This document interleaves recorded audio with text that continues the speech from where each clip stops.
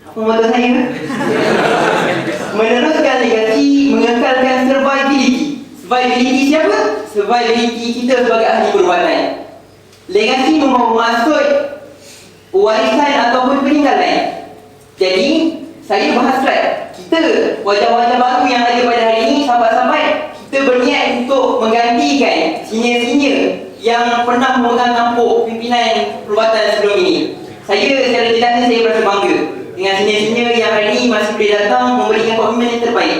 Dan kita kena memberikan jaminan bahawa kita mampu untuk menggantikan tempat mereka supaya mereka tidak risau apabila mereka graduate nanti. Jadi saya nak quote kata-kata Pak Syed, bukan sama saya tapi kata-kata saya ketuk yang mana dia mengata, aku bukanlah permula kepada perjuangan ini dan aku juga bukanlah penamat kepada perjuangan ini, tetapi aku adalah penerus kepada mata rantai perjuangan. Baik, kita terus kepada manifesto yang pertama. Manifesto saya yang pertama ialah meretrospeksi perubatan ke arah menjadikan perubatan sebuah persatuan yang keharapan dan cemerlang. Lebih kurang jadi isu yang cuba saya bawakan ialah yang pertama dari sudut sebaran maklumat. Saya nak muhasabah dengan sahabat-sahabat berkenaan sebaran maklumat yang kita adakan dalam perubatan. Kita lihat, saya berikan satu bukti dan satu indikator bagaimana program yang dilaksanakan oleh perubatan Syarul Masrah. Kita ada banyak program. Contoh program, kita ada program live. Tetapi sejauh mana kehadiran yang dapat kita capai itu menghampiri kepada 100%. Bahkan 50% juga kita tak berani yakin. Jadi berdasarkan indikator ini, saya boleh mengatakan bahawa sebaran kita gagal. Sebaran maklumat kita gagal. Inikah yang kita nak capai, yang kita nak katakan perubatan ini akan menjadi identiti ataupun identiti persatuan yang akan keharapan. Jadi saya membawa cadangan bahawa kita perlu untuk meluaskan lagi penyebaran maklumat. Terpulanglah antara cara yang saya cadangkan, ahli-ahli jawatan kuasa perlu pergi ke rumah-rumah setiap komuniti yang ada di Mansura ini untuk menyampaikan maklumat. Itu yang pertama. Kita kena menjadi ahli jawatan kuasa yang menziarahi komuniti-komuniti Mansura. Walaupun ia merupakan satu idea yang mungkin kita kata tidak realistik, tetapi belum cuba belum mahu. Saya belum cuba belum tentu mampu. Saya ungkaplah kata-kata bahagian kan. Apa mahu mesti apa? Mahu mesti? Mampu. Itu.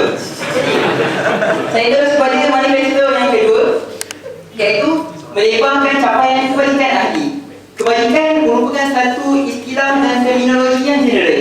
Ia boleh kita rujukkan kepada kebajikan yang mutlak, boleh juga kita rujuk kepada kebajikan dari sudut akademik, kebajikan daripada sudut tarbiyah, kebajikan daripada sudut perumahan. Jadi isu yang pertama yang saya nak bawakan ialah sejauh mana capaian kebajikan kita kepada ahli Mansura. Satu indikator yang cuba saya bawakan ialah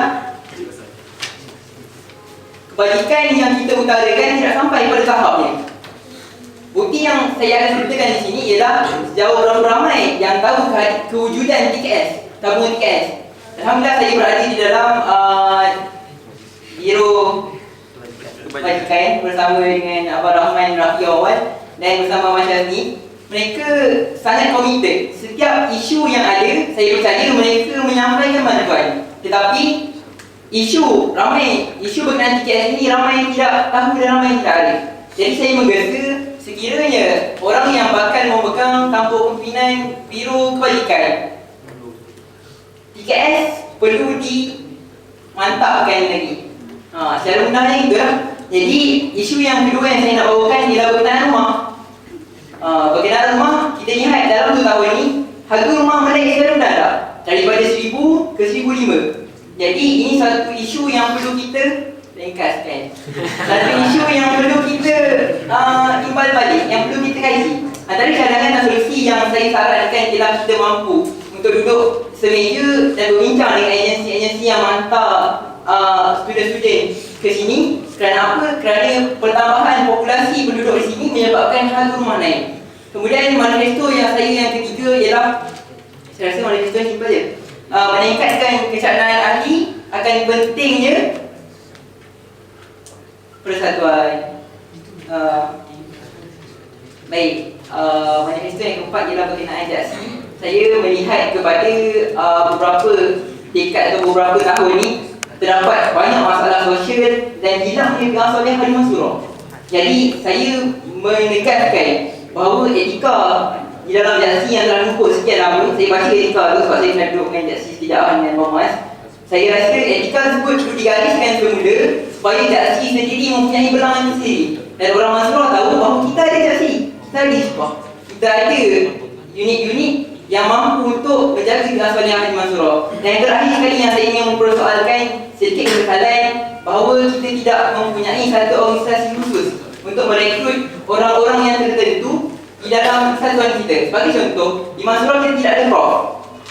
Tetapi di cawangan-cawangan lain mempunyai prof. Prof, untuk yang tidak tahu, saya pun tak berapa tahu, tapi ceritanya begini, di dalam prof dia mempunyai satu organisasi khas khusus yang dicipta ataupun yang diadakan untuk mengkadirkan ahli-ahli mengikut minat dia. Sebagai contoh, dia minat memasak. Jadi, dia minat memasak, orang memasak akan dikumpulkan. Dan bila ada program yang berkaitan dengan masak, orang-orang masaknya akan dikerahkan. Begitulah cara-caranya. Jadi saya buka untuk persoalan.